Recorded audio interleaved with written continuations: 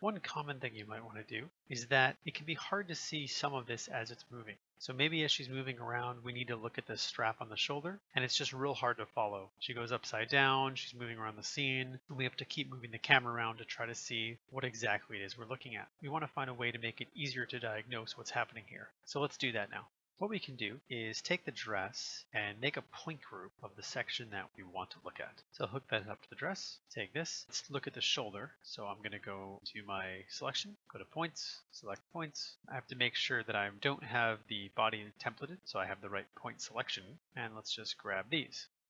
Now that those are selected, I'm going to call that aim, and I'm also going to add a null called out aim. With this on here, I'm going to go up a level to the object level and add in a rivet node. Now a rivet node is going to let us attach a null to a point group of geometry. Well, what's the rivet geometry I want? I'm going to pin this, go back inside the geo. Rivet geometry is the aim, and we need a point group, and we use our aim point group. Come back out, we have a rivet, and if I show both of these, you can see that the rivet is staying with the strap. We want to attach a camera to this so that we can always be looking at this section. For reasons that will become clear in a second, I'm going to add a null node first, and then a camera node after that. I want to use the null node to control the rotation of the camera. So I can swing this around like that. That might actually be okay for now. And the camera itself, I can use its translation to just move it away.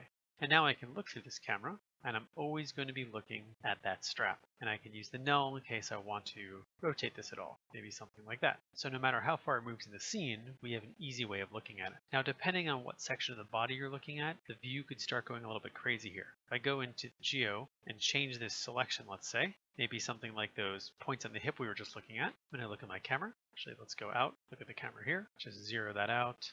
And then I'll rotate this up. As I scrub through, the angle is going to be going a little crazy as it goes everywhere. One thing the rivet does have is it has the ability to use point vector attributes for the rivet frame to help give it a hint of which direction you want things pointing. So one quick way we can get these attributes, by coming back into this aim group, we can add polyframe, which for any one point can basically give us a coordinate system.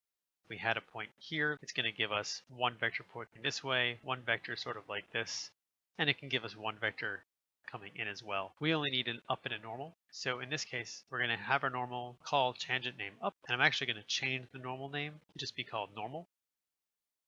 And the reason for that is I don't want to actually change my normals because I want the shading to stay still. Now, all these points are going to have slightly different normals and slightly different ups, and I just want an average of them. An easy way to do that is to add an attribute promote and go from point to detail with average selected and choose.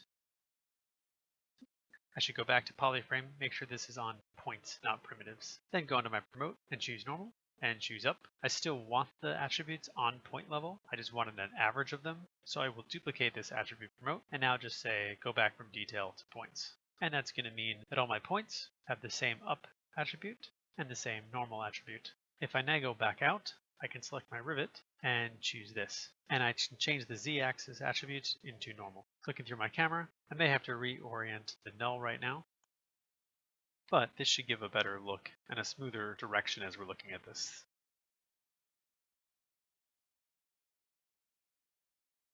So that's just a way to help diagnose what your cloth is doing.